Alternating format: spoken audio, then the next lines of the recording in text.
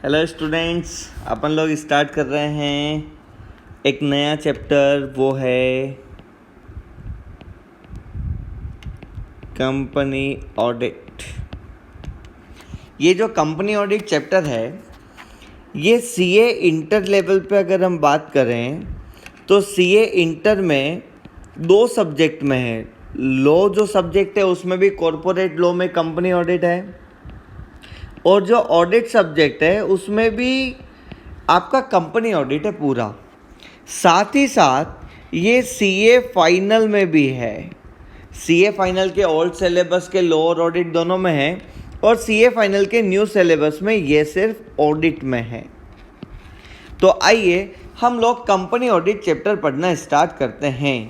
पहले देखते हैं कि आखिर ये चैप्टर है क्या। ओके, तो चैप्टर का नाम है company audit. Company audit chapter क्या है? कुछ नहीं, ये कंपनीज एक्ट का पार्ट है। ये जो कंपनीज एक्ट 2013 है ना, उसका एक पार्ट है। अब आप समझो कि अलग अलग कानून बने हुए हैं। उन अलग अलग कानून में कंपनीज के लिए जो कानून बना हुआ है वो कानून है कंपनीज एक्ट 2013, जो अभी एप्लीकेबल है। उस कंपनीज एक्ट 2013 ने रूल्स रेगुलेशन बनाए हैं। किसके लिए बनाए हैं? रूल्स रेगुलेशंस किसके लिए बनाए हैं? उन्होंने रूल्स रेगुलेशन बनाए हैं फॉर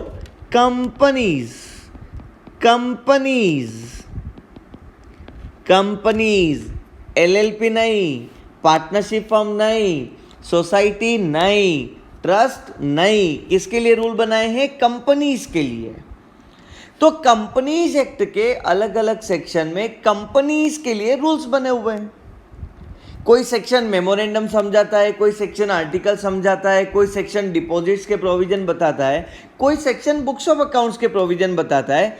ऐसे ही कुछ सेक्शंस हैं किसके? कंपनीज एक्ट के। वो है सेक्शन 139 टू 148। और ये जो सेक्शन 139 टू 148 हैं कंपनीज एक्ट के, उसमें सरकार ने, पार्लियामेंट ने रूल्स रेगुलेशन बनाए हैं कंपनी की ऑडिट से रिलेटेड, कि कोई भी कंपनी जो कंपनीज एक्ट में रजिस्टर्ड है उसको ऑडिट करवानी है क्या, और अगर हाँ तो ऑडिट कौन करेगा, कैसे करेगा, रिपोर्ट कैसे बनेगी, अपॉइंटमेंट कैसे होगा ऑडिटर के, राइट्स क्या रहेंगे, ड्यूटीज क्या रहेगी, सब कुछ। तो कंपनीज एक्ट का सेक्शन 139 टू कंपनीज एक्ट का सेक्शन 148 जो हम पढ़ते हैं, इन्हीं सेक्शन की हेडिंग को हम लोग नाम दे देते हैं ऑडिट ऑफ कंपनीज और कंपनी ऑडिट। तो साफ है कि जब कंपनीज एक्ट की हम लोग बात कर रहे हैं तो ये जो चैप्टर होगा ना, ये चैप्टर लॉ जैसा होगा। ये ऑडिट के स्टैंडर्ड्स ऑन ऑडिटिंग जैसा चैप्टर नहीं होगा। ये चैप्टर होगा जैसा हम लॉ में पढ़ते हैं ना, वैसा आपको लगेगा हम लॉ पढ़ रहे हैं, वैसा एक चैप्टर होगा। अच्छा चैप्टर है, बहुत अच्छा चैप्टर है। बहुत सारे स्टूडेंट्स ने इसको पहले पढ़ भी रखा होगा कहीं ना कहीं, उनको भी बहुत अच्छा लगेगा चैप्टर। तो चलिए हम लोग स्टार्ट करते हैं कंपनी ऑडिट। और हम लोग आने वाले कुछ सेशन में जब ये चैप्टर पढ़ेंगे तो जो भी बात करेंगे वो सिर्फ कंपनी के लिए करेंगे, सिर्फ और सिर्फ कंपनी के लिए, न ही पार्टनरशिप फर्म, नहीं एलएलपी, नहीं सोसाइटी, नहीं ट्रस्ट। मतलब जो भी रूल्स रेगुलेशन अपन पढ़ने वाले हैं वो सिर्फ कंपनीज के ऊपर एप्लीकेबल होने वाले हैं, only and only on companies. तो आइए हम लोग शुरू करते हैं कंपनी ऑडिट। तो कंपनी ऑडिट में सेक्शन 139 से 148 जो हम लोग पढ़ रहे हैं, वो वाले सेक्शन में हम लोग सबसे पहले पढ़ने वाले हैं सेक्शन 141। तो आइए हम लोग सेक्शन 141 पढ़ते हैं।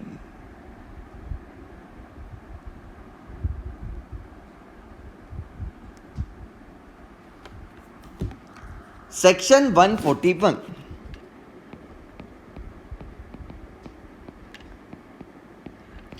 पहले सेक्शन 141 पढ़ा रहा हूं, उसके बाद में दूसरे सेक्शन पढ़ाऊंगा। दैट्स व्हाई मैं 139 140 से स्टार्ट नहीं कर रहा हूं, 141 से स्टार्ट कर रहा हूं। ओके, सेक्शन 141 जो सेक्शन है, उस सेक्शन में दो बातें हैं।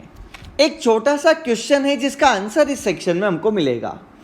छोटा सा क्वेश्चन ये है कि कौन पर्सन ऑडिटर बन सकता, कौन पर्सन ऑडिट कर सकता है। हम लोग जो सीए स्टूडेंट्स होते हैं वो ऐसा सुनते हैं ना कि सीए लोग ऑडिट करते हैं।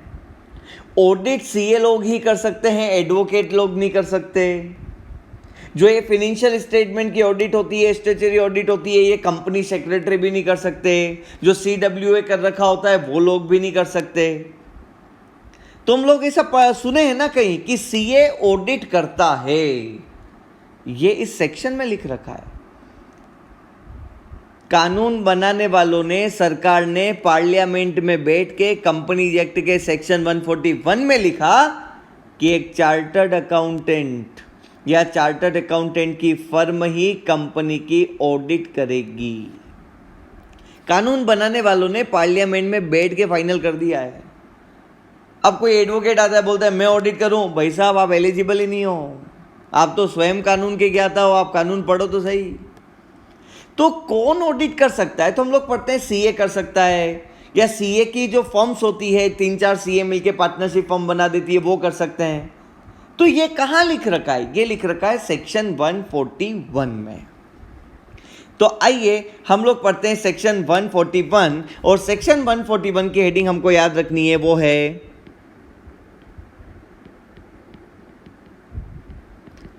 Qualification and disqualification of auditor. क्या है? क्वालिफिकेशन एंड डिस्क्वालिफिकेशन किसकी? ऑडिटर की। ऑडिटर की क्वालिफिकेशन और डिस्क्वालिफिकेशन। इसको अगेन हम दो पार्ट में डिवाइड कर देते हैं।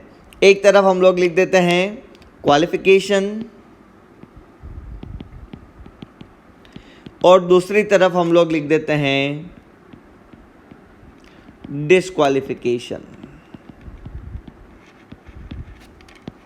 क्वालिफिकेशन का मतलब यह है कि कौन पर्सन ऑडिटर बन सकता, कौन पर्सन ऑडिटर बन सकता। इस क्वेश्चन के दो आंसर हैं। कौन पर्सन ऑडिटर बन सकता, ये लिखा हुआ है सेक्शन 141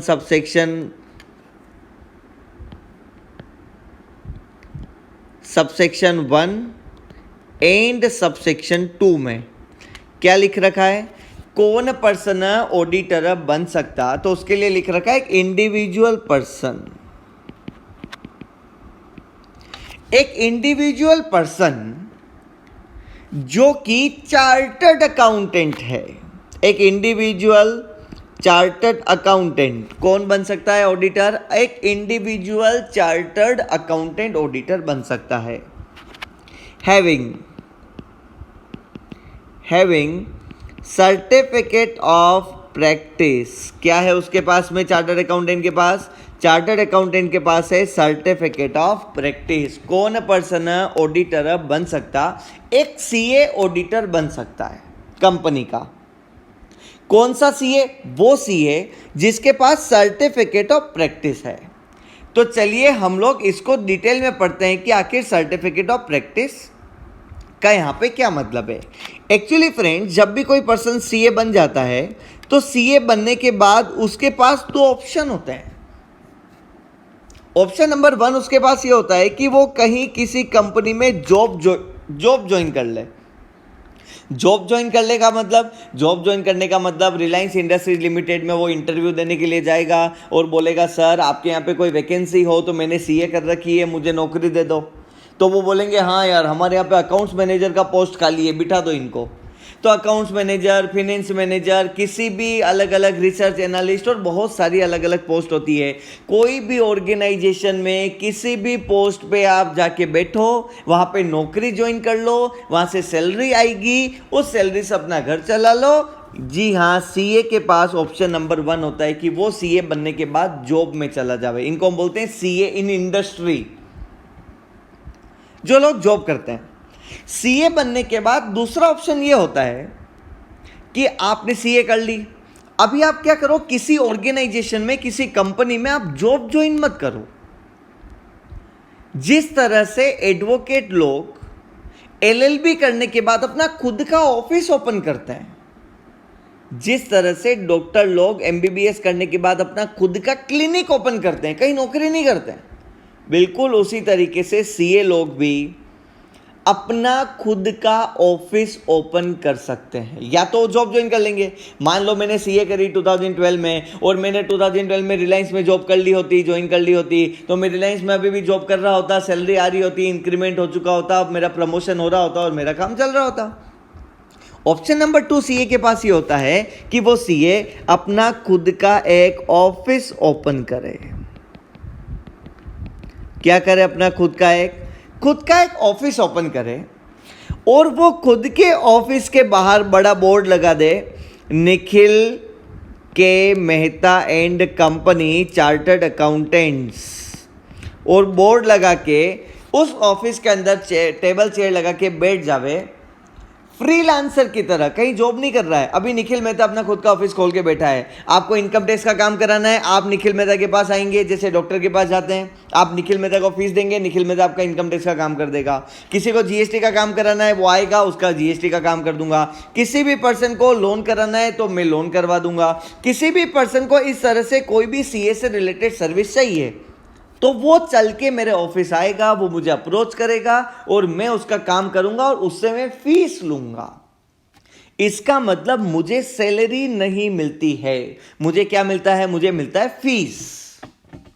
तो सीए बनने के बाद मेरे पास 2 ऑप्शन थे कि मैं खुद का ऑफिस ओपन करूं या फिर मैं कहीं जॉब ज्वाइन कर लूं किसी भी ऑर्गेनाइजेशन या कंपनी में। तो मैंने ऑप्शन नंबर 2 सेलेक्ट किया। अब जो पर्सन खुद का ऑफिस ओपन करके काम करते हैं ना, उसको हम लोग बोलते हैं प्रैक्टिस। क्या बोलते हैं हम उसको? प्रैक्टिस। जैसे मैंने सीए का खुद का ऑफिस ओपन कर रखा है और आप मेरे को पूछोगे कि निखिल सर आपने सीए करी, हाँ, तो सीए करने के बाद क्या कर रहे हो? तो मैं क्या बोलता हूं? मैं प्रैक्टिस कर रहा हूं। प्रैक्टिस का मतलब क्या हुआ? खुद का ऑफिस ओपन करके एज अ फ्रीलांसर मैं काम कर रहा हूं, लोगों को सेवाएं दे रहा हूं, जिसको भी मेरी सेवा की जरूरत हो आए, फीस जमा कराएं और काम करवा लें। तो उसको हम लोग क्या बोलते हैं? Practice, practising CA. अब आप बात को समझना, मेरी बात को। क्या हुआ? मान लीजिए 2 एग्जांपल ले लेते हैं। एक सीए है मिस्टर ए और एक सीए है मिस्टर बी। दोनों जनों ने अपनी अपनी सीए कंप्लीट करी 2012 में। फिर क्या किया? फिर ऐसा किया कि मिस्टर ए ने सोचा कि मैं जॉब ज्वाइन कर लेता हूं और मिस्टर बी ने सोचा कि मैं खुद का ऑफिस ओपन कर देता हूं, जिसको हम बोलते हैं प्रैक्टिस। ओके, अब मुझे एक बात बताओ, आईसीएआई ने एक रूल बना रखा है कि जिसको भी प्रैक्टिस करनी है ना, उसको आईसीएआई से प्रैक्टिस करने के लिए अलग से परमिशन लेनी पड़ेगी, जिसको बोलते हैं सर्टिफिकेट ऑफ प्रैक्टिस। अब आप समझ गए होंगे कि मुझे खुद का ऑफिस ओपन करना है तो मुझे आईसीएआई से एक सर्टिफिकेट लेना पड़ता है, उसका एक फॉर्मेलिटी करना पड़ता है, उसकी फीस जमा करानी पड़ती है, उसका फॉर्म भरना पड़ता है और आईसीएआई अपने को सर्टिफिकेट अलॉट कर देता है। कोई बड़ा काम और मुश्किल काम नहीं। ऐसा नहीं कि सर्टिफिकेट के लिए आपको अलग से एग्जाम देना पड़ता है, ऐसा नहीं होता है। ओके, अब आप छोटी सी बात को समझना। ए ने भी सीए करी 2012 में, बी ने भी सीए करी 2012 में। इसने सोचा जॉब करूंगा, उसने सोचा प्रैक्टिस करूंगा। मुझे बताइए दोनों में से किस पर्सन को डिग्री चाहिए? क्या ए को डिग्री चाहिए क्या? अरे डिग्री तो चाहिए भैया। जब मैंने इतनी मेहनत करके 4 साल में सीए कंप्लीट किया तो मैं जॉब करूं या खुद का ऑफिस ओपन करूं, डिग्री तो मुझे चाहिए ना। और क्या मिस्टर बी को डिग्री चाहिए? अरे हाँ, बिल्कुल चाहिए। इसका मतलब जो भी जॉब करता है या जो भी प्रैक्टिस करता है, दोनों ही सीए को डिग्री तो चाहिए ही। अरे इतनी मेहनत करके सीए करी, डिग्री नहीं लेंगे क्या? लास्ट टाइम पे लेंगे। ओके, डिग्री दोनों जनों ने ले ली। जिसको प्रैक्टिस करनी है उसको सर्टिफिकेट ऑफ प्रैक्टिस लेना पड़ेगा। तो मुझे बताइए सर्टिफिकेट ऑफ प्रैक्टिस ए को चाहिए क्या? नहीं चाहिए। बी को चाहिए क्या? यस चाहिए। अब हमारा आईसीएआई है ना, वो डिग्री को डिग्री नहीं कहता है। वो जो शब्द यूज करते हैं ना, वो करते हैं मेंबरशिप। क्या यूज करते हैं? मेंबरशिप। कोई भी सीए होता है ना, तो उसको बोलते हैं he is member of ICAI. तो वो डिग्री वर्ड हम लोग यूज नहीं करते हमारे आईसीएआई में, हम लोग क्या वर्ड यूज करते हैं, मेंबरशिप। तो आप समझो, जिसने भी सीए करी है, मेंबरशिप तो सबको चाहिए, चाहे जॉब करो या प्रैक्टिस करो, लेकिन जिसको प्रैक्टिस करनी है उसको प्रैक्टिस का अलग से सर्टिफिकेट ऑफ प्रैक्टिस लेना पड़ेगा। अभी हम लोगों ने क्या पढ़ा ऊपर कि कौन पर्सन ऑडिटर बन सकता, तो उसका आंसर नंबर 1 ये था कि एक सीए जिसके पास में सर्टिफिकेट ऑफ प्रैक्टिस हो वही ऑडिटर बन सकता है। तो मुझे बताइए, क्या बी के पास में सर्टिफिकेट ऑफ प्रैक्टिस है? यस, तो वो ऑडिटर बन सकता है? यस, बन सकता है। लेकिन क्या मिस्टर ए जिसने सर्टिफिकेट ऑफ प्रैक्टिस अप्लाई नहीं किया, उसने सर्टिफिकेट ऑफ प्रैक्टिस नहीं ऑब्टेन किया, वो सीए है, लेकिन क्या वो ऑडिटर बन सकता है? नहीं बन सकता। क्यों नहीं बन सकता? क्योंकि हमारे कंपनीज एक्ट के सेक्शन 141 में लिख रखा है कि एक पर्सन सीए होना चाहिए और साथ में उसके पास होना चाहिए सर्टिफिकेट ऑफ प्रैक्टिस। क्या आप लोगों को इतना से समझ में आया कि एक सीए होना चाहिए, उसके पास सर्टिफिकेट ऑफ प्रैक्टिस होना चाहिए तो ही वो ऑडिटर बन सकता है? इसका मतलब जो सीए हैं उसके पास सर्टिफिकेट ऑफ प्रैक्टिस नहीं है तो वो ऑडिटर नहीं बन सकता। खाली सीए होने से काम नहीं चलेगा। अब बात करते हैं सीए किसको कहते हैं, चार्टर्ड अकाउंटेंट किसको कहते हैं। तो चार्टर्ड अकाउंटेंट की डेफिनेशन कंपनीज एक्ट ने दे रखी है कि हम सीए उसको ही कहते हैं जो कि member of the Institute of Chartered Accountants of India है। हम लोग किसको सीए कहते हैं? तो हम लोग सीए उसी को कहते हैं जो कि the Institute of Chartered Accountants of India का मेंबर है। इसका मतलब एक पर्सन आया, वो पर्सन, आप समझना मेरी बात को, the Institute of Chartered Accountants of India का मेंबर होना चाहिए।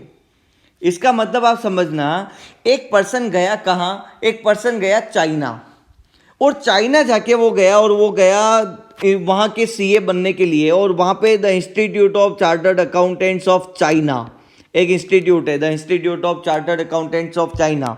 वो पर्सन गया चाइना में इस इंस्टीट्यूट में गया, इस इंस्टीट्यूट से उसने सीए कर ली और वो इसका मेंबर बन गया, the Institute of Chartered Accountants of China का। फिर वो सीए आ गया कहां, इंडिया आ गया, और इंडिया में आके उसने अपना खुद का ऑफिस ओपन कर दिया। तो बताइए, क्या इस वाले चार्टर्ड अकाउंटेंट को जिसके पास सर्टिफिकेट ऑफ प्रैक्टिस भी है, क्या इस वाले चार्टर्ड अकाउंटेंट को इंडिया में किसी कंपनी में ऑडिट करने के लिए तुम क्वालिफाई और एलिजिबल मानोगे? नो। क्या ये इंडिया में क्या ये इंडिया में किसी कंपनी की ऑडिट कर सकता है? नहीं कर सकता। क्यों नहीं कर सकता? क्योंकि इंडिया के कंपनीज एक्ट ने लिखा कि हम सीए उसको ही कहेंगे जिसने the Institute of Chartered Accountants of India से सीए करी है। The Institute of Chartered Accountants of India का मेंबर होना चाहिए। आप तो the Institute of Chartered Accountants of China के मेंबर हो, आप तो the Institute of Chartered Accountants of UK के मेंबर हो। हम लोग किसी दूसरे इंस्टीट्यूट के सीए को हमारे इंडिया में ऑडिट करने की परमिशन नहीं देते हैं। तो सीए होना चाहिए का मतलब समझ गए? सीए होने का मतलब यह है कि वो the Institute of Chartered Accountants of India का मेंबर होना चाहिए और उसके पास में सर्टिफिकेट ऑफ प्रैक्टिस होना चाहिए। Okay, no problem. तो the Institute of Chartered Accountants of India का मेंबर किसको कहते हैं? वो मेंबर हम उसको कहते हैं, एक्चुअली जो आईसीएआई है हमारा, the Institute of Chartered Accountants of India, उनके ऑफिस में एक रजिस्टर ऑफ मेंबर्स रखा हुआ है। उनके ऑफिस में एक रजिस्टर है, रजिस्टर ऑफ मेंबर्स। जिस पर्सन का नाम इस रजिस्टर ऑफ मेंबर में लिखा हुआ होता है उसको हम लोग सीए कहते हैं। एक पर्सन जिसका नाम रजिस्टर ऑफ मेंबर में लिखा हुआ है उसको हम लोग क्या बोलते हैं? उसको हम लोग मेंबर ऑफ आईसीएआई बोलते हैं। तो मेरा नाम यहां पे लिख रखा है निखिल मेहता। क्या आपका नाम लिख रखा है? अगर आपका नाम यहां पे लिखना है तो आपको क्या करना पड़ेगा वो सुनना। रजिस्टर ऑफ मेंबर में नाम उसी का लिखा जाता है जिसने सारे एग्जाम पास कर लिए, जिसने सारी का मतलब जिसने सारी ट्रेनिंग कंप्लीट कर ली, जो भी कंपलसरी 3 जैसे आर्टिकलशिप कर ली, जो ओसी ट्रेनिंग होती है, एमसीएस होता है, एडवांस आईटीटी होती है, आईटीटी होती है, जो भी रिलेवेंट ट्रेनिंग्स है वो कंप्लीट कर ली है, और जिसने 21 ईयर्स की एज अटेन कर ली है। एक पर्सन को हम लोग the Institute of Chartered Accountants of India का मेंबर बनाते हैं अगर उस पर्सन ने सारे एग्जाम पास कर लिए हैं, सारी ट्रेनिंग कर ली है और उसने 21 साल की एज भी अटेन कर ली है। दोस्तों, आपको मेरी कहानी पता होगी। मैंने 19 इयर्स की एज में सारे एग्जाम पास कर लिए थे, सारी ट्रेनिंग्स कंप्लीट कर ली थी, लेकिन मैं 21 इयर्स का नहीं था। दैट्स वाई मैं सीए मेंबर नहीं बन पाया था। उस टाइम पे मुझे 2 साल इंतजार करना पड़ा अपनी मेंबरशिप के लिए, यू कैन से अपनी डिग्री के लिए, क्योंकि वही पर्सन इंस्टीट्यूट का मेंबर बन सकता है जिसकी एज 21 इयर्स हो। तो जब मैंने फिर 21 इयर्स की एज कंप्लीट करी, उसके बाद में मैंने इंस्टीट्यूट को अप्लाई किया। उसके बाद में मुझे मेंबरशिप और सर्टिफिकेट ऑफ प्रैक्टिस अलॉट किया गया। तो मैं 19 ईयर की एज से लेके 21 इयर्स तक की एज तक सीए का कोर्स कंप्लीट कर चुका था, लेकिन मैं सीए नहीं था। क्योंकि सीए किसको कहते हैं? जिसका नाम रजिस्टर में एंट्री हो जाता है। रजिस्टर में नाम एंट्री करने के लिए 21 साल की एज चाहिए। ओके, तो क्या कंक्लूजन निकाला? कंक्लूजन नंबर 1, एक सीए है जो कि जॉब कर रहा है, उसके पास में सर्टिफिकेट ऑफ प्रैक्टिस नहीं है, क्या वो ऑडिटर बन सकता है? नहीं बन सकता। दूसरा, एक सीए है, उसने the Institute of Chartered Accountants of China से सीए करी है, क्या वो ऑडिटर बन सकता है? नहीं बन सकता।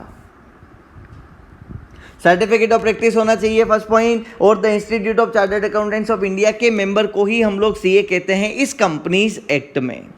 तो चलिए, अपना क्वेश्चन क्या था? कौन पर्सन ऑडिटर बन सकता? उसका फर्स्ट पॉइंट अपने ने कंप्लीट कर लिया कि एक इंडिविजुअल चार्टर्ड अकाउंटेंट जिसके पास सर्टिफिकेट ऑफ प्रैक्टिस है वही पर्सन ऑडिटर बन सकता है, उसके अलावा कोई भी ऑडिटर नहीं बन सकता।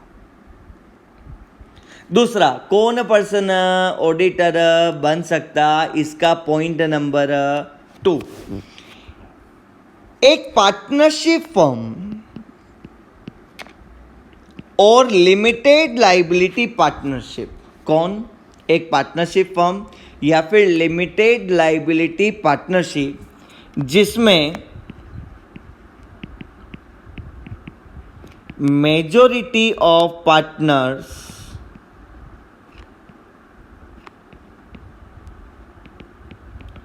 are qualified CA having certificate of practice. Second condition is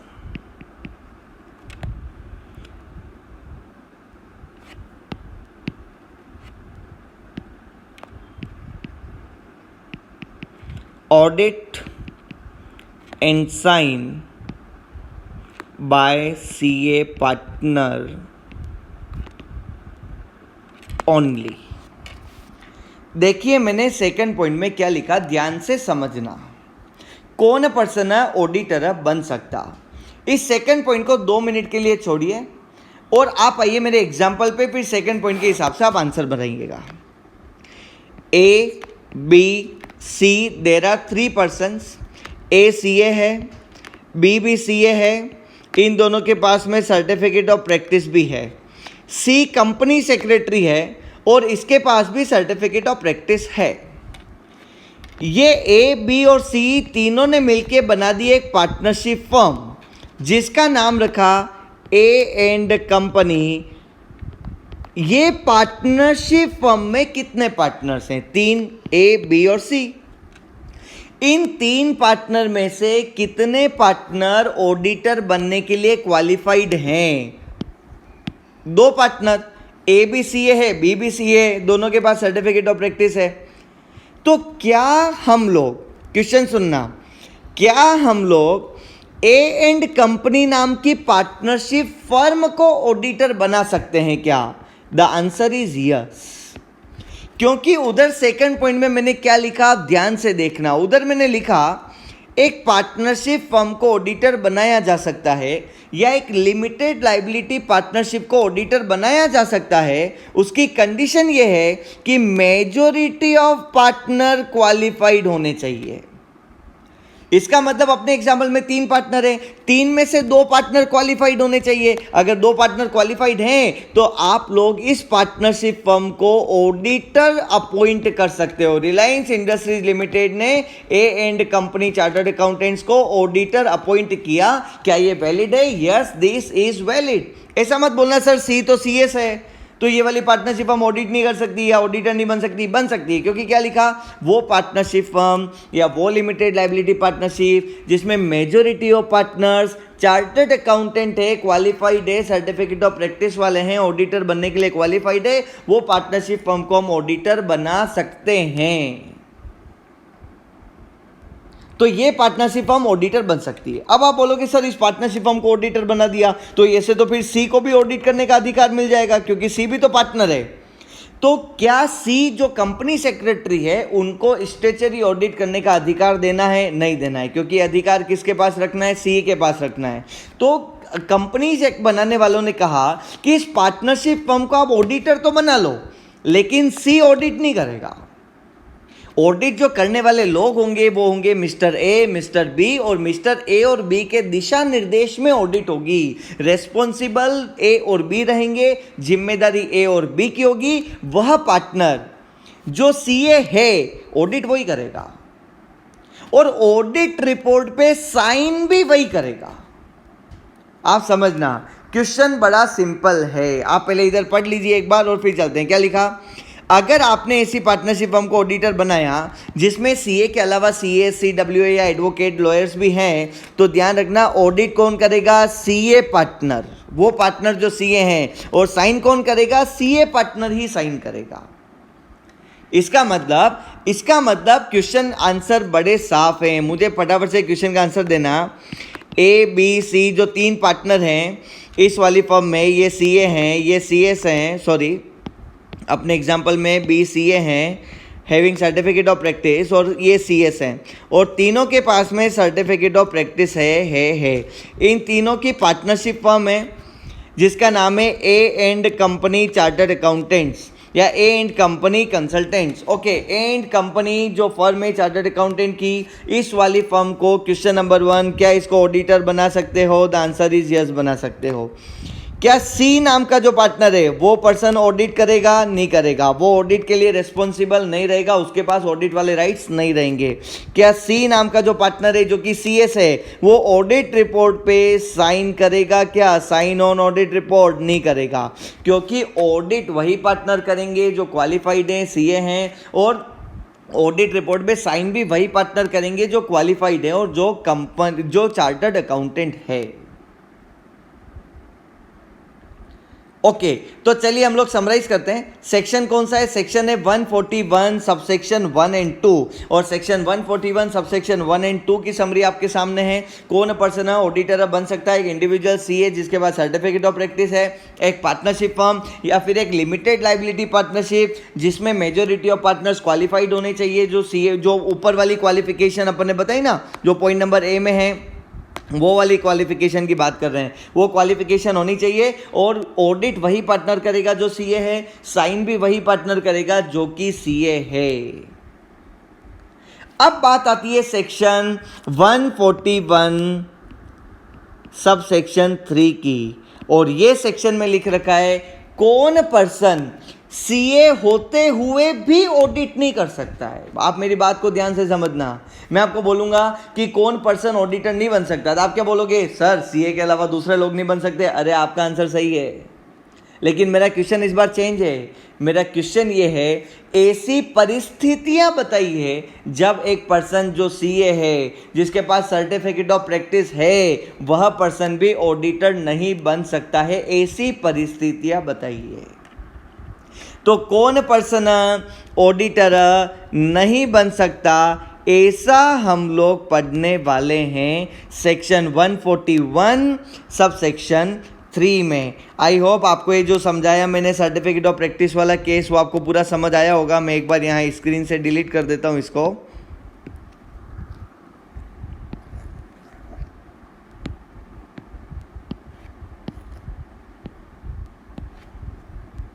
okay, तो अपना सेकंड क्वेश्चन आता है, कौन पर्सन ऑडिटर नहीं बन सकता। और इस क्वेश्चन के ब्रैकेट में आप हमेशा ध्यान रखना, ये लिख रखा है कि सीए होते हुए भी ऑडिटर नहीं बन सकता है। तो मुझे ऐसे लोगों की लिस्ट बताइए जो सीए होते हुए भी ऑडिटर नहीं बन सकते हैं, या डिस्क्वालिफिकेशन ऑफ ऑडिटर बताइए। तो आइए हम लोग डिस्क्वालिफिकेशन ऑफ ऑडिटर को बड़े डिटेल में और ध्यान से पढ़ते हैं। डिस्क्वालिफिकेशन सेक्शन बहुत बड़ा है, हम लोग देखते हैं। आज के लेक्चर में पूरा कंप्लीट नहीं कर पाएंगे, जितना हम लोग आज के लेक्चर में कंप्लीट कर पाए उतना आपको आज याद करना है, बाकी हम लोग कल मिलेंगे। ओके, कौन पर्सन ऑडिटर नहीं बन सकता? देखिए सेक्शन 141 सबसेक्शन 3 में अलग अलग क्लोज बने हुए हैं और अलग अलग क्लोज में अलग अलग पॉइंट्स लिखे हुए हैं। कुल मिला के अगर क्लोजेस देखेंगे तो वो कम है, लेकिन कुल मिला के डिस्क्वालिफिकेशन देखेंगे तो वो बनेगी अपनी 13 डिस्क्वालिफिकेशंस। मैं फिर कह रहा हूं, ये जो 13 की काउंटिंग है ना, ये मेरी है। मैं अपने स्टूडेंट्स को अपने तरीके से जब पढ़ाता हूं तो मैं उनको 13 पॉइंट्स याद कराता हूं कि 13 लोग ऑडिटर नहीं बन सकते। वो जो कंपनीज एक्ट का सेक्शन 141 सबसेक्शन 3 है ना, उसमें 13 पॉइंट्स नहीं है। उसमें ऐसा है, पॉइंट्स तो सारे हैं, लेकिन किसी किसी क्लोज में 3-3 पॉइंट एक साथ दे रखे हैं। तो मैंने फिर उनके नंबर ऑफ क्लोजेस को आपको नहीं बताते हुए मैं आपको बता रहा हूं नंबर ऑफ डिस्क्वालिफिकेशन। हम लोग पढ़ने वाले हैं 13 पॉइंट्स। हम लोग इसमें कितने पढ़ने वाले हैं? 13 पॉइंट्स पढ़ने वाले हैं। क्वेश्चन है, कौन पर्सन ऑडिटर नहीं बन सकता? उसका answer number 1, a body corporate.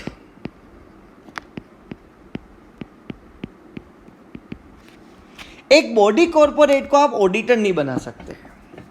अब बॉडी कॉर्पोरेट को ऑडिटर नहीं बना सकते का क्या मतलब हुआ? तो इसको भी आप एक एक पॉइंट को ध्यान से समझना। इसका एक्सप्लेनेशन मैं इधर लिखता हूं। बॉडी कॉर्पोरेट हम लोग जनरली किसके लिए वर्ड यूज करते हैं वो समझना। हम लोग body corporate word generally use करते हैं कंपनीज के लिए। जो भी कंपनीज एक्ट में रजिस्टर्ड है ना, उनके लिए हम लोग यूज करते हैं बॉडी कॉर्पोरेट वर्ड। ओके, अब बात यह है, ए, बी और सी तीनों सीए हैं, तीनों ही सीए हैं, तीनों के पास में सर्टिफिकेट ऑफ प्रैक्टिस है। इन तीनों लोगों ने मिलकर एक पार्टनरशिप फर्म नहीं बनाई। इन तीनों लोगों ने मिलकर क्या किया? एक कंपनी बनाई। और कंपनी का नाम क्या रखा? कंपनी का नाम रखा एबीसी प्राइवेट लिमिटेड। क्या नाम रखा कंपनी का? ABC private limited. इसके 3 ओनर हैं, एबीसी, ये तीनों ही ओनर है, तीनों ही डायरेक्टर हैं और तीनों सीए हैं, तीनों के पास सर्टिफिकेट ऑफ प्रैक्टिस है। Question number 1, Reliance Industries limited ABC private limited को ऑडिटर अपॉइंट करना चाहती है। क्या एबीसी प्राइवेट लिमिटेड ऑडिटर बन सकती है क्या? द आंसर इज नो, नहीं बन सकती है। क्यों नहीं बन सकती? अरे इसका जो मेन लॉजिक है ना नहीं बनाने का, वो है सेपरेट लीगल एंटिटी कॉन्सेप्ट। आपको पता है कंपनीज एक्ट में क्या लिख रखा है कि हर कंपनी की सेपरेट लीगल एंटिटी होती है। कंपनी के गलती की सजा उसके पार्टनर्स को और ओनर्स को नहीं मिल सकती है। अब ऐसे केस में ABC private limited is separate from A, B and C. ये अलग है, ये अलग है, सेपरेट है ना, सेपरेट लीगल एंटिटी है। तो मुझे बताओ, सीए मिस्टर ए है या ये कंपनी सीए है? आप वापस सुनो मेरा क्वेश्चन। कानून कहता है एबीसी प्राइवेट लिमिटेड अलग इंसान है, मिस्टर ए अलग इंसान है। जो सीए हो ना उसको ऑडिटर बना लो। बताओ, ए सीए है या एबीसी प्राइवेट लिमिटेड सीए? ए सीए है। ABC private limited CA having certificate of practice थोड़ी ना है, बिल्कुल नहीं है। एबीसी प्राइवेट लिमिटेड ने थोड़ी ना सीए कर रखी है। क्या सेपरेट लीगल एंटिटी कॉन्सेप्ट क्या बोलता है कि कंपनी में सेपरेट लीगल एंटिटी कॉन्सेप्ट इतना बड़ा एप्लीकेबिलिटी है इसका कि कंपनी अलग है, ओनर्स अलग है, टोटली डिफरेंट, बिल्कुल सेपरेट। तो दैट्स वाई हम लोग एक पर्सन, क्वालिफाइड पर्सन को जिम्मेदारी देना चाहते हैं। और कंपनी कभी कोई पढ़ाई करके डिग्री नहीं लेती है और इसकी सेपरेट लीगल एंटिटी है। दूसरा रीजन ये है कि एबीसी प्राइवेट लिमिटेड ने अगर कल को गलत ऑडिट करी तो जिम्मेदार किसको ठहराएंगे? प्रॉब्लम हो जाएगी ना। कहीं पे लिख रखा है कि ऑडिटर को जेल भेज दो 6 महीने के लिए, ऑडिटर ने गलत ऑडिट रिपोर्ट बना दी, तो जेल किसको भेजेंगे? एबीसी प्राइवेट लिमिटेड को। वो तो कंपनी है, आर्टिफिशियल पर्सन है, दिखती नहीं है, इसको कैसे जेल भेजोगे? तो दैट्स वाई, क्योंकि सेपरेट लीगल एंटिटी होती है कंपनी की, पार्टनरशिप फर्म में सेपरेट लीगल एंटिटी नहीं होती है, तो पार्टनरशिप फर्म को हम ऑडिटर बना देते हैं, कंपनी को हम ऑडिटर नहीं बनाते। तो कोई भी सीए लोग अगर पार्टनरशिप फर्म बनाएंगे तो उस पार्टनरशिप फर्म को ऑडिटर बना सकते हैं, लेकिन सीए लोग मिलकर अगर कंपनी बना देंगे तो उस कंपनी को हम लोग ऑडिटर अपॉइंट नहीं कर सकते हैं। पहली बात फाइनल। बात नंबर 2, जो लिमिटेड लाइबिलिटी पार्टनरशिप है ना, वो गवर्न होती है एलएलपी एक्ट 2008 से। अब 2008 में लिमिटेड लाइबिलिटी पार्टनरशिप के लिए एक अलग से एक्ट बनाया गया। इस एक्ट ने ऐसा कहा कि लिमिटेड लाइबिलिटी पार्टनरशिप को भी हम लोग बॉडी कॉरपोरेट मानते हैं। और आपको पता है लिमिटेड लाइबिलिटी पार्टनरशिप की भी सेपरेट लीगल एंटिटी होती है, इसको बॉडी कॉरपोरेट मानते हैं एलएलपी एक्ट में। अब आप कंफ्यूजन समझना, यहां पे क्या लिखा, बॉडी कॉरपोरेट ऑडिटर नहीं बन सकता, इसका मतलब लिमिटेड लायबिलिटी पार्टनरशिप भी ऑडिटर नहीं बन सकती भाई। और एक तरफ हमने क्या पढ़ा कि लिमिटेड लायबिलिटी पार्टनरशिप फर्म को ऑडिटर बना सकते हो अगर उसमें जो मेजॉरिटी ऑफ पार्टनर है वो सीए हैं, तो ये तो कॉन्फ्लिक्ट हो गया प्रोविजन। तो इस कॉन्फ्लिक्शन को दूर करने के लिए सरकार ने, रूल बनाने वालों ने इसके साथ एक रूल बनाया, बॉडी कॉरपोरेट ऑडिटर नहीं बन सकती है, उन्होंने एलएलपी को परमिशन दे रखी है। तो दैट्स व्हाई यहां पे लिखा जाता है एक्सेप्ट एलएलपी। सभी बॉडी कॉरपोरेट को हम ऑडिटर अपॉइंट करने के लिए डिस्क्वालीफाई करते हैं, लेकिन एलएलपी जिसको बॉडी कॉरपोरेट माना जाता है तो भी limited liability partnership firm auditor बन सकती है अगर वो सेक्शन 1 और 2 में जो क्राइटेरिया लिख रखा है वो फुलफिल करती है। तो देखो फ्रेंड्स, जो नीचे जो भी लिख रहा हूँ वो वर्किंग नोट और आपके एक्सप्लेनेशन के लिए, आपको फाइनल जो याद रखना है वो ये है, कौन पर्सन ऑडिटर नहीं बन सकता। इसका फर्स्ट पॉइंट है बॉडी कॉरपोरेट एक्सेप्ट एलएलपी। क्या आपको ये समझ में आया? अगर ये समझ में आया तो पॉइंट नंबर 20 सुनिएगा। अब आगे मैं जो भी पढ़ा हूं उसके पीछे का इंटेंशन सुनिएगा। अगर मेरे भाई की कंपनी है और मैं सीए हूं, मेरे भाई डायरेक्टर है, मेरा भाई घोटाला करेगा और मुझे ऑडिटर अपॉइंट कर लेगा, तो मैं ऑडिट रिपोर्ट में क्या लिखूंगा? अरे मेरे भाई की कंपनी है, कुछ गलत थोड़ी लिखूंगा सब कुछ सही है, कोई घोटाला नहीं है। आप प्रॉब्लम को फिर से समझना। अगर एक कंपनी का जो ऑडिटर है वो ऑडिटर मिलने वाला हुआ, वो ऑडिटर रिश्तेदार हुआ, वो ऑडिटर हमारा फाइनेंशियल लेन देन करने वाला पर्सन हुआ, वो पर्सन अगर मिलने वाला हुआ तो ऑडिटर इंडिपेंडेंटली ऑडिट नहीं कर पाएगा। मुझे अगर आप बोल दोगे कि मेरे भाई की कंपनी की ऑडिट करनी है तो मैं ऑडिट में कितना ही घोटाले पकड़ लूँ, मैं ऑडिट रिपोर्ट में क्या लिखूंगा? मेरे भाई की कंपनी है, मेरे भाई को जेल में नहीं भेजना है, मैं रिपोर्ट में क्या लिखूंगा? The financial statements are giving true and fair view. क्यों? क्योंकि मैं इंडिपेंडेंट नहीं हूं। यहां पे मैं एज ए सीए काम कर रहा हूं, लेकिन कुछ अदर पावर से जो मुझे इन्फ्लुएंस कर रही है कि वो मेरे रिश्तेदार है, वो मेरे मिलने वाले हैं, एक्सेट्रा। तो आने वाले 12 पॉइंट में आपको एक ही चीज नजर आएगी और वो ये है कि मिलने वालों को ऑडिटर नहीं बनाना है। यथासंभव एक ऐसे व्यक्ति को अंकेक्षक नियुक्त किया जावे जिस व्यक्ति का हमारी कंपनी से दूर दूर तक कोई लेना देना ना हो। तो उसके लिए ये पॉइंट्स बनाए गए हैं कि एक पर्सन अगर सीए है तो भी हम उसको ऑडिटर नहीं बनाएंगे। तो कौन पर्सन ऑडिटर नहीं बन सकता? पॉइंट नंबर 2 सुनना। पॉइंट नंबर 2 है एम्प्लॉय और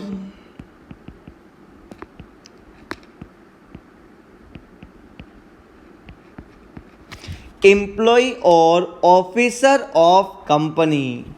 बहुत अच्छे से एक छोटा सा पॉइंट नोट करना अपने माइंड में और आज कुछ सीख के जाना घर पे। मैंने 2 शब्दों का इस्तेमाल किया है। पहला शब्द क्या है? एम्प्लॉय, और दूसरा शब्द क्या है? ऑफिसर। हमारी कंपनी का जो एम्प्लॉय होता है ना वो ऑडिटर नहीं बन सकता है, और हमारी कंपनी का जो ऑफिसर होता है ना वो भी ऑडिटर नहीं बन सकता है। आपको समझ तो आ गया होगा कि भाई रिलायंस इंडस्ट्रीज लिमिटेड में अगर मैं नौकरी कर रहा हूं तो मेरे को वो ऑडिटर नहीं बना सकते, बिल्कुल नहीं बना सकते। अब यहां पे पहला पॉइंट ये है कि सर आपने हमको 15 मिनट पहले ऐसा कहा था कि एक पर्सन अगर जॉब करता है तो उसको सर्टिफिकेट ऑफ प्रैक्टिस नहीं मिलता है। तो अगर वो किसी कंपनी में एम्प्लॉय है तो उसके पास सर्टिफिकेट ऑफ प्रैक्टिस होगा ही नहीं, तो वो वैसे भी क्वालिफाइड नहीं है, फिर डबल क्यों पढ़ा रहे हो? आपने पहले पढ़ा दिया कि एक सीए जो जॉब करता है वो ऑडिटर नहीं बन सकता, फिर आप वापस यहाँ पे लिख रहे हो कि एक सीए जो हमारी कंपनी का एम्प्लॉय है वो ऑडिटर नहीं बन सकता। अरे अगर उसके पास सर्टिफिकेट ऑफ प्रैक्टिस होगा तो वो एम्प्लॉय बन ही नहीं सकता। आपकी बात बिल्कुल सही है, डबल पढ़ा रहा हूं। क्यों पढ़ा रहा हूं वो सुनना। आईसीएआई ने अपना एक सिस्टम बना रखा है कि जो पर्सन जॉब करता है उसको हम प्रैक्टिस करने की पावर नहीं देते, जो पर्सन प्रैक्टिस करता है उसको हम लोग जॉब में जाने की परमिशन नहीं देते। कल को आईसीएआई अपना रूल बदल दे तो कंपनीज एक्ट वालों ने बोला हम क्यों रिस्क ले भैया। आईसीएआई कल को रूल बना दे कि आप तो जॉब भी कर सकते हो, प्रैक्टिस भी कर सकते हो। दैट्स वाई कंपनीज एक्ट वालों ने कहा कि आईसीएआई का जो रूल है वो आईसीएआई ने बना रखा है, हम भी हमारा रूल बना देते हैं। सेम पॉइंट पे सेम पर्सन को आईसीएआई भी मना कर देगा और कंपनी चेक भी मना कर देगा। बताओ, दो जने मना कर रहे हैं तो क्या प्रॉब्लम है? कोई प्रॉब्लम नहीं है। तो पहली बात तो ये फाइनल है कि जो पर्सन जॉब कर रहा होता है वो ऑडिटर नहीं बन सकता, आईसीएआई ने बोल रखा है। अब हमारी कंपनी ने क्या बोल रखा, कंपनी चेक ने क्या बोल रखा है? हमारी कंपनी का एम्प्लॉय, हमारी कंपनी का। अब आप समझना यहाँ पे क्या बोल रहा है। रिलायंस इंडस्ट्रीज लिमिटेड नाम की एक कंपनी है, उस कंपनी में मिस्टर ए नाम का एक सीए है और मान लीजिए इसके पास सर्टिफिकेट ऑफ प्रैक्टिस भी है। मानना ही पड़ेगा एग्जांपल में। रिलायंस एक कंपनी है, मिस्टर ए नाम का एक एम्प्लॉय है और उस एम्प्लॉय के पास में सीए है और उसके पास सर्टिफिकेट ऑफ प्रैक्टिस भी है। क्या ये mister A Reliance Industries Limited में ऑडिटर बन सकता है क्या? The answer is no. क्योंकि हम लोगों ने अभी क्या पढ़ा, एक कंपनी का एम्प्लॉय, हमारी कंपनी का एम्प्लॉय हमारी ही कंपनी में ऑडिटर नहीं बन सकता। बताओ, आपको समझ में आया? एम्प्लॉय, हमारी कंपनी का एम्प्लॉय हमारी कंपनी में ऑडिटर नहीं बन सकता। अरे मिस्टर ए ने खुद अकाउंटिंग करी है, मिस्टर ए खुद घोटाले करे, फिर उसको बोल दो भाई तू ही ऑडिट कर ले, तो वो खुद के घोटाले पे क्या लिखेगा कि सब कुछ सही है या मैंने घोटाला किया है? अगर मैंने अकाउंटिंग करी और मेरे से ऑडिट करवाओगे तो मैं तो ऐसे ही लिखूंगा ना, सब कुछ सही है, कोई घोटाला नहीं है। तो हमारी कंपनी का एम्प्लॉय हमारी कंपनी में ऑडिटर नहीं बन सकता है। अब मैं आपको जो समझाना चाह रहा हूं वो मैंने ग्रीन मार्कर से मार्क कर रखा है। देखो क्या लिख रखा है, ऑफिसर। हमारी कंपनी का एम्प्लॉय हमारी कंपनी का ऑडिटर नहीं बन सकता, ये बात आपको समझ में आ गई। लेकिन दूसरा शब्द है हमारी कंपनी का ऑफिसर हमारी कंपनी का एम्प्लॉय नहीं बन सकता। अब मुझे बताओ ये ऑफिसर शब्द क्यों लगाया, इसकी जरूरत ही क्या थी? वो खाली एम्प्लॉय ऑफ द कंपनी भी तो लिख सकते थे ना, वो ऐसा भी तो लिख सकते थे, एम्प्लॉय ऑफ द कंपनी को हम लोग ऑडिटर नहीं बनाएंगे। लेकिन उन्होंने क्या लिखा, एम्प्लॉय और ऑफिसर ऑफ कंपनी को हम लोग ऑडिटर नहीं बनाएंगे। उन्होंने ऑफिसर वर्ड लिखा। कानून बनाने वाले लोग अपने में से चुन चुन के गए हुए हैं वहां पे, पागल लोग नहीं है, वो बड़े होशियार हैं। ऑफिसर शब्द लिखा तो इसका कोई ना कोई मीनिंग तो जरूर है। मुझे आप एक ऐसा पर्सन बताओ जो कि एम्प्लॉय ऑफ द कंपनी में कवर नहीं हो रहा था। एक ऐसा पर्सन है हमारी कंपनी में जिसको डिस्क्वालीफाई करने के लिए ऑफिसर शब्द का इस्तेमाल करना पड़ा, खाली एम्प्लॉय शब्द से काम नहीं चल रहा था। बताओ कौन है? कंपनी का जो मैनेजिंग डायरेक्टर होता है ना, वो तो कंपनी का एम्प्लॉय भी होता है, कंपनी का ऑफिसर भी होता है। तो वो तो एम्प्लॉय ऑफ द कंपनी में ही कवर हो गया, वो तो वैसे ही डिस्क्वालीफाई हो गया। कंपनी का जो होल टाइम डायरेक्टर होता है ना, वो कंपनी का एम्प्लॉय होता है, उसका कंपनी से एम्प्लॉय वाला रिलेशन होता है। तो कंपनी का होल टाइम डायरेक्टर, कंपनी का जो कंपनी सेक्रेटरी है, जो सेक्रेटरी की पोस्ट पे बैठा हुआ है, वो भी कंपनी का एम्प्लॉय है। कंपनी का जो सीएफओ है, सीईओ है, ये सब लोग कंपनी के एम्प्लॉयज हैं। तो ये सारे लोगों को डिस्क्वालीफाई करने के लिए तो खाली एम्प्लॉय शब्द ही काफी था। ऐसा कौन व्यक्ति है जो एम्प्लॉय शब्द में कवर नहीं हो रहा था? वो है आपका part time director. Part time director,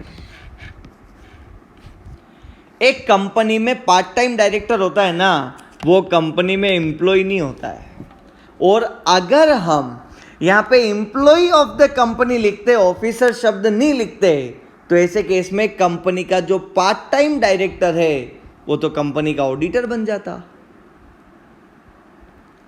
इसलिए हम लोगों ने क्या लिखा, ऑफिसर को भी डिस्क्वालीफाई करते हैं। मतलब ऐसा कोई व्यक्ति जो एम्प्लॉय की डेफिनेशन में कवर नहीं हो रहा है लेकिन वो कंपनी में ऑफिसर है, उसको भी हम लोग डिस्क्वालीफाई करते हैं। तो आप समझ गए ये ऑफिसर शब्द का इस्तेमाल किसके लिए किया गया है। सीए फाइनल का एग्जाम का क्वेश्चन है ये, 4 मार्क का क्वेश्चन आया था एक बार, केस स्टडी बन के लिखा हुआ था कि मिस्टर ए नाम का एक पर्सन है जो कंपनी में पार्ट टाइम डायरेक्टर है, वो सीए है और उसके पास सर्टिफिकेट ऑफ प्रैक्टिस भी है। कंपनी मिस्टर ए को ऑडिटर अपॉइंट करना चाहती है। कंपनी का ऐसा कहना है कि मिस्टर ए कंपनी का एम्प्लॉय नहीं है, इसलिए हम उसको ऑडिटर बना सकते हैं, क्योंकि डिस्क्वालिफिकेशन तो हमारी कंपनी के एम्प्लॉय के लिए कि हमारी कंपनी का एम्प्लॉय ऑडिटर नहीं बन सकता। तो क्या हम मिस्टर ए जो कि हमारा पार्ट टाइम डायरेक्टर है उसको हम ऑडिटर बना सकते हैं? द आंसर इज नो, क्योंकि उस कंपनी को कह देना कि कंपनी एक्ट ने लिखा एम्प्लॉय और ऑफिसर ऑफ द कंपनी। मतलब हम लोग एम्प्लॉय को भी डिस्क्वालीफाई करते हैं और ऑफिसर को भी डिस्क्वालीफाई करते हैं। Mister A who is part time director is covered in the word officer, that's why mister A is disqualified to be appointed as auditor. और आपको पता है एम्प्लॉय और ऑफिसर के बीच में क्या लगा हुआ है, और लगा हुआ है। मतलब या तो आप एम्प्लॉय हो या तो आप ऑफिसर हो, दोनों ही केस में आप ऑडिटर नहीं बन सकते हो। कौन पर्सन ऑडिटर नहीं बन सकता, इसके हम 13 पॉइंट्स पढ़ने वाले हैं। सेक्शन 141 सबसेक्शन 3 चल रहा है, अलग अलग 13 पॉइंट्स पढ़ने वाले हैं। ये सीक्वेंस कंपनीज एक्ट की सीक्वेंस नहीं है, ये मेरी खुद की सीक्वेंस है आपको याद कराने के लिए। कौन पर्सन ऑडिटर नहीं बन सकता, इसके हमने 2 पॉइंट पढ़े हैं, body corporate except LLP, employ और ऑफिसर ऑफ द कंपनी। और इसका हम लोग पढ़ते हैं पॉइंट नंबर सी, कौन पर्सन ऑडिटर नहीं बन सकता। तो वो लिखा हुआ है एम्प्लॉय और पार्टनर ऑफ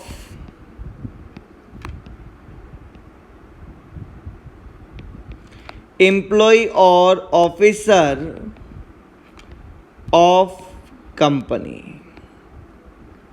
कौन पर्सन ऑडिटर नहीं बन सकता, सी पॉइंट को बड़े ध्यान से देख लो। हमारी कंपनी के एम्प्लॉय का एम्प्लॉय, आसान शब्दों में कहा जाए तो एक एग्जांपल ये बनता है, रिलायंस इंडस्ट्री लिमिटेड एक कंपनी है, इसमें सीए निखिल मेहता करता है job. Okay, no problem. CA Nikhil Mehta Reliance industry limited में नौकरी करता है, तनख्वाह बराबर। सीए निखिल मेहता का अपना है खुद का बिजनेस भी है।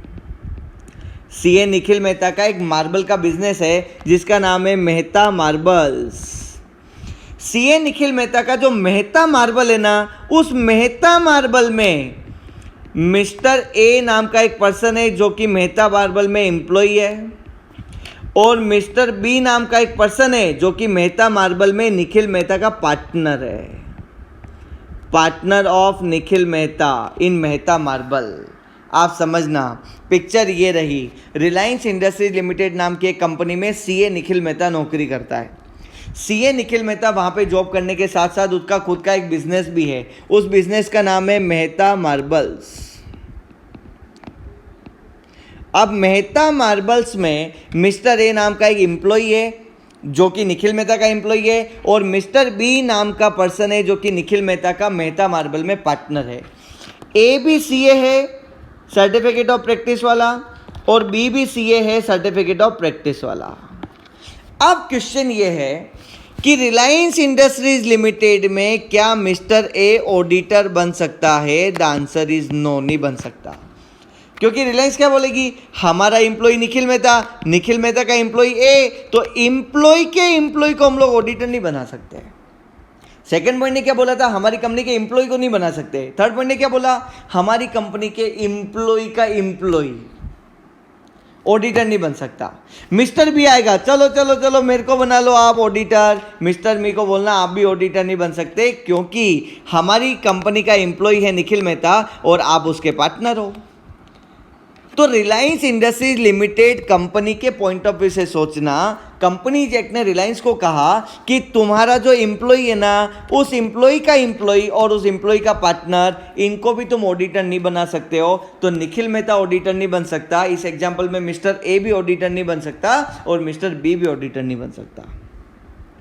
कौन पर्सन ऑडिटर नहीं बन सकता, उसके हम लोग 3 पॉइंट पढ़ चुके हैं। क्या पढ़ा? First point, body corporate except LLP. Second point, employ और ऑफिसर ऑफ कंपनी। कंपनी कौन सी? जिस कंपनी में ऑडिटर अपॉइंट होना चाहते हो वो वाली कंपनी। एम्प्लॉय और पार्टनर ऑफ, एम्प्लॉय और पार्टनर ऑफ, एम्प्लॉय और ऑफिसर ऑफ कंपनी, मतलब कंपनी के एम्प्लॉय का एम्प्लॉय, कंपनी के एम्प्लॉय का पार्टनर, कंपनी के ऑफिसर का एम्प्लॉय, कंपनी के ऑफिसर का पार्टनर, ये लोग ऑडिटर नहीं बन सकते, क्योंकि हम मिलने वालों को ऑडिटर नहीं बनाते हैं। ओके फ्रेंड्स, आज के लेक्चर में इतना ही। हम लोग नेक्स्ट लेक्चर में बहुत जल्द एक बार फिर मिलेंगे। अगर आप ये वीडियो यूट्यूब पे देख रहे हैं तो प्रॉफिट एकेडमी का चैनल सब्सक्राइब करना बिल्कुल ना भूलें। मैं हूँ सीए निखिल मेहता, आपसे कनेक्टेड हूँ प्रॉफिट एकेडमी उदयपुर से। और हम लोग नेक्स्ट वीडियो में बहुत अच्छे कंटेंट लेकर एक बार फिर मिलेंगे। चैनल को सब्सक्राइब करिए, वीडियो अच्छा लगा है तो लाइक करिए, शेयर करिए। बाय बाय, अलविदा, थैंक यू सो मच।